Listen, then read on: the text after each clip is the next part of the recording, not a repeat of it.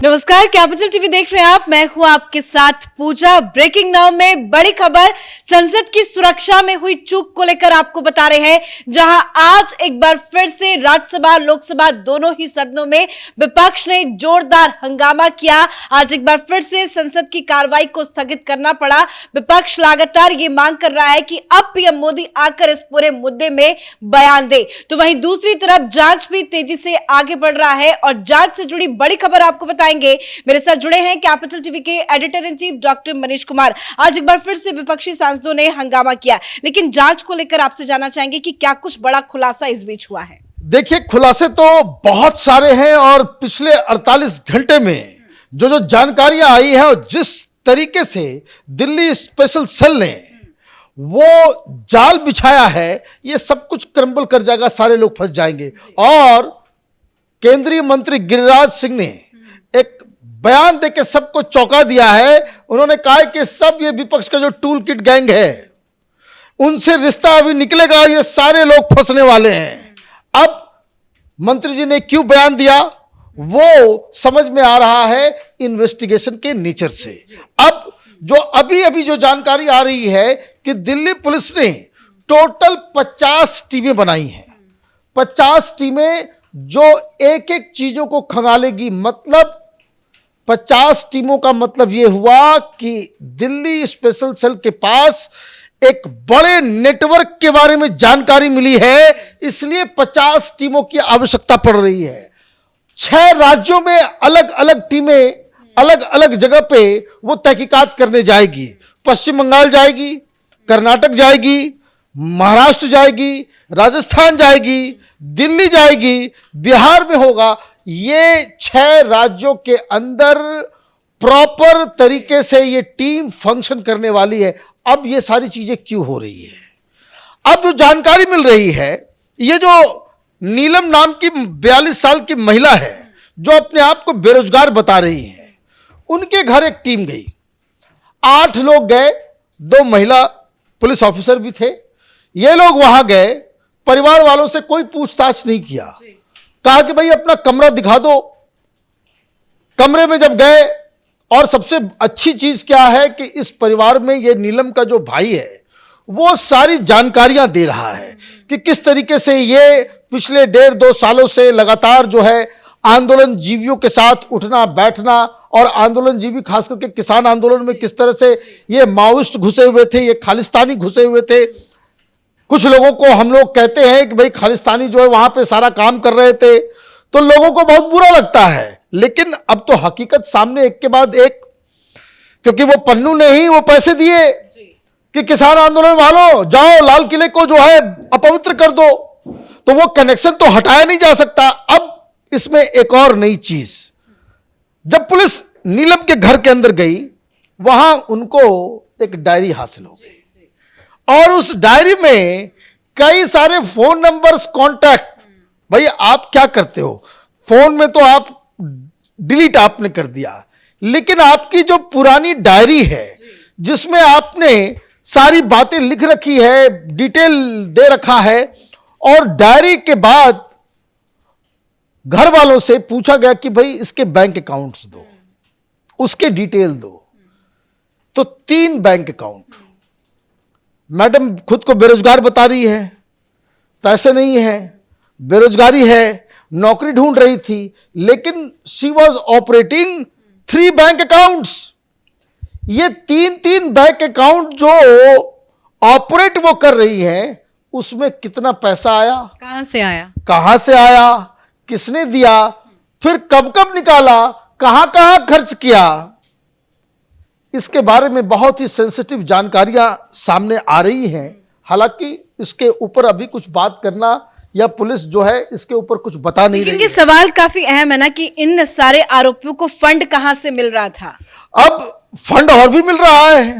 एक लड़का वो सागर मिश्रा लखनऊ वाला, वहां भी पुलिस की टीम गई और वीडियो कॉन्फ्रेंसिंग से परिवार वालों से इनकी बातचीत करवाई गई। अब वहां अलग कहानी मिल रही है, क्योंकि इसने जहां से जूते खरीदे, 7 पेयर जूता खरीदा और उसमें वहां पे किसी कॉबलर से कोई मोची है जिससे वो कैविटी उसने बनवाए थे। और ये जो मैसूर का लड़का जो पकड़ा गया है वो मुंबई से चीजों को लेकर के आया। तो ये पूरी कहानी जो है वो मिल तो रही है, लेकिन बड़ा सवाल ये पूछा जा रहा है कि ये जो मैसूर आता जाता था, बेंगलोर जाता था, दिल्ली आता था, ये रिक्शा चलाने वाला, इसके हवाई जहाज की टिकट कौन दे रहा था?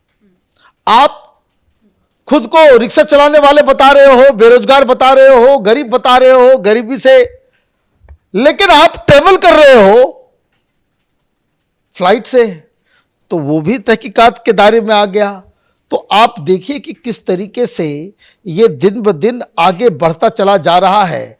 और जो 50 टीमें बनाई गई हैं, वो 50 टीमें इसलिए बनाई गई हैं क्योंकि अब इसके अंदर पीयूसीएल के रोल, ये जो अल्ट्रा लेफ्टिस्ट गैंग है, ये टुकड़े टुकड़े गैंग जिसके बारे में मंत्री जी कह रहे हैं भाई टूल किट गैंग पकड़ा जाएगा, वो एक्सपोज होगा, उनका क्या किरदार रहा है, कब कब ये किससे किससे मिले हैं, कहां कहां, अब ये पूछताछ का जो दायरा। तो क्या ये बात, ये जो जांच की कार्रवाई आगे बढ़ रही है, जो खुलासे हो रहे हैं, वो विपक्ष को समझ नहीं आ रहा है किसके पीछे बड़ी साजिश है? वो तो आरोपियों के समर्थन में खड़े हो। देखिए, विपक्ष चीजों को डाइवर्ट करने की कोशिश में जुटा हुआ है। सदन की कार्रवाई होने नहीं दो, आप बवाल करो, ये करो, सरकार के ऊपर दबाव डालो कि सरकार जो है उनको बच्चा समझ के। भाई राहुल गांधी क्या कह रहे हैं?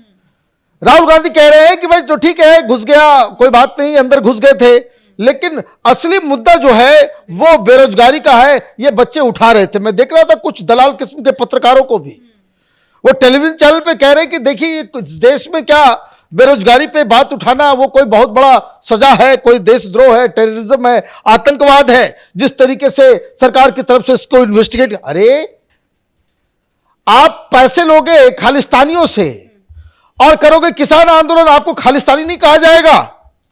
आप आईएसआई से पैसे खाओगे, पीएफआई के लिए काम करोगे और शाहीन बाग में आप आंदोलन करने बैठ जाओगे तो आपको पीएफआई का गैंग का मेंबर नहीं कहा जाएगा, आपको आईएसआई का दलाल नहीं कहा जाएगा।